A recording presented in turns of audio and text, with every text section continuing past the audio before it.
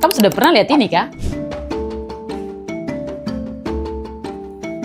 Tapi ketika kita mau jaga ini semua, perjuangannya berat sekali. Hutan Papua sedang dirusak oligarki. Hutan kami dipatok-patok oleh korporasi. Emas dikeruk, sungai dan sumber air dicemari. Belum lagi proyek food estate yang katanya untuk ketahanan pangan nasional. Tapi justru bikin kitong pangan lokal makin tersingkir dan hak hidup kami terancam. Menteri-menteri Prabowo kasih lepas dan kapling-kapling hutan Papua. Katanya terhadap penduduk yang bermukim di sana. Dong kira Papua tanah kosong. Papua bukan tanah kosong.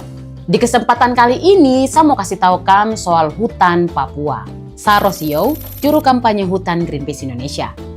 Saya perempuan adat suku Me, lahir dan besar di Tanah Amungsa, Timika. Saya tumbuh melihat hutan bukan sekedar bentangan hijau, tapi sumber kehidupan, tempat kami belajar keseimbangan dan mengambil tanpa merusak. Tapi saat ini pemerintah obrol perizinan, perusahaan ramai-ramai datang, bahkan ada yang di-backing orang-orang berseragam. Katanya atas nama pembangunan. Padahal yang terjadi adalah perampasan wilayah hidup. Sumber daya alam kami dikeruk habis, masyarakat adat Papua ditinggalkan dengan luka dan tangis. Saya lihat sendiri, perempuan adat tetap tegar di tengah keberingasan yang merusak tanah Papua. Hari ini saya mau cerita tentang ketangguhan perempuan adat Papua.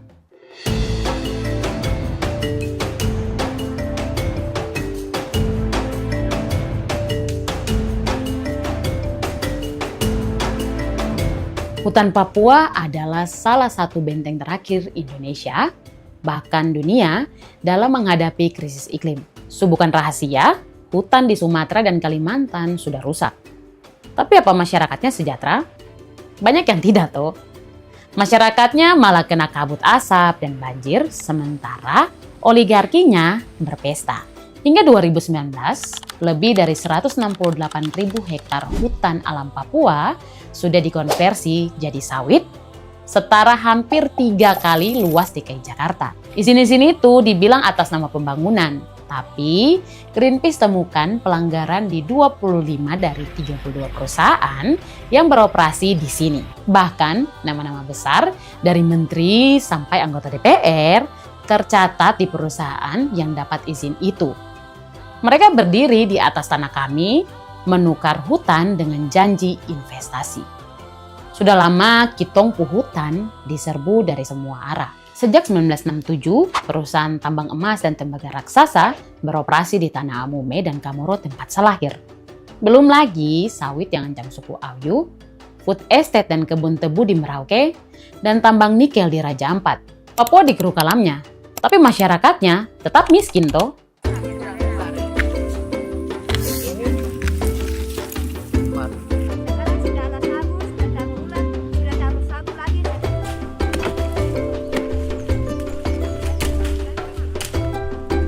Hubungan antara hutan Papua dan perempuan adat sangat erat. Saya sendiri sudah menjadi mama, dan kerusakan di tanah Papua seringkali membuat satu merenung. Bagaimana sebuah anak dan anak-anak lainnya akan menjalani hidup ke depannya jika hutan terus ditebangi? Apakah mereka masih akan bisa melihat hutan dan hidup ditopang dari sana?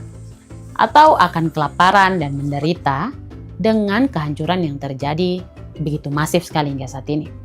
Sebagai perempuan suku Me, saya diajarkan untuk melihat bahwa tanah adalah sumber kehidupan. Kita biasa bilang bahwa dalam bahasa Me, maki kau konaukai, tanah adalah ibunda.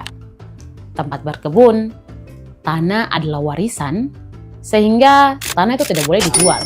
Karena dipercaya ada roh-roh dari para leluhur yang tinggal dan bersemayam di danau, gunung, dan hutan.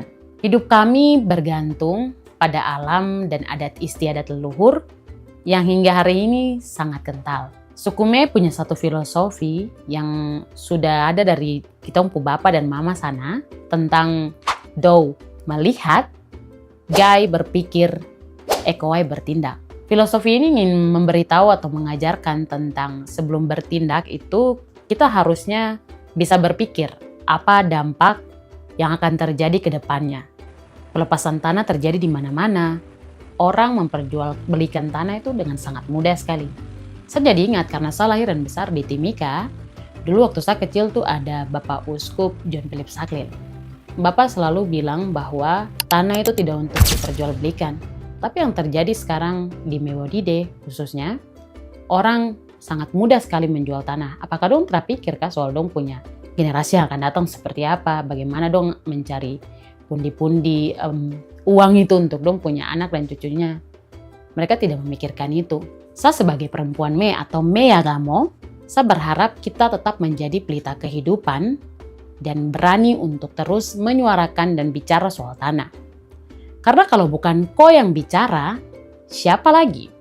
Di semua kampung di Papua, perempuan itu bukan hanya sebagai seorang mama saja, tapi perempuan ini menjadi penjaga hutan dan juga menjadi orang yang bisa dibilang mereka adalah tulang punggung keluarga. Mereka sangat banting tulang sekali untuk kesejahteraan kehidupannya dong punya anak. Dan bahkan di saya punya tempat sendiri, kalau pergi ke daerah pegunungan, pasti melihat mama-mama tuh dong ke kebun atau ke misalnya mereka pergi bercocok tanam, pasti membawa anaknya dalam noken. Sayangnya, suara dari perempuan adat itu tidak banyak didengar.